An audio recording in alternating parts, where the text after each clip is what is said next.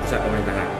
Kemudian 2 hari yang lalu juga kita menyemprot tempat-tempat ibadah terutama di kota ini, kemudian melakukan sosialisasi keliling melalui pengeras suara untuk masyarakat di kota ini dan kota Perlah.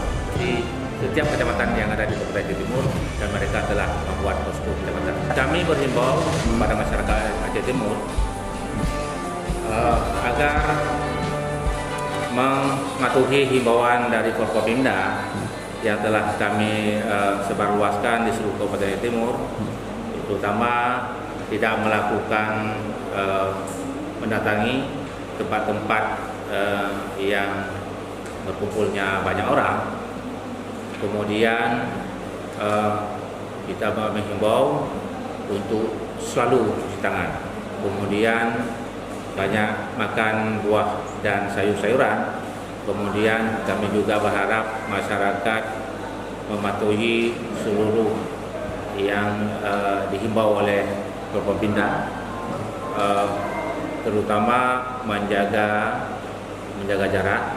Kemudian bagi masyarakat atau warga yang baru pulang dari luar daerah Kabupaten Timur, segera melapor ke pihak kesehatan agar ini pencegahan penyakit. Mungkin saja warga itu berasal dari daerah yang terkena wabah. Ini untuk menghindari tertularnya, untuk memutus mata rantai penularan virus corona. Terima kasih.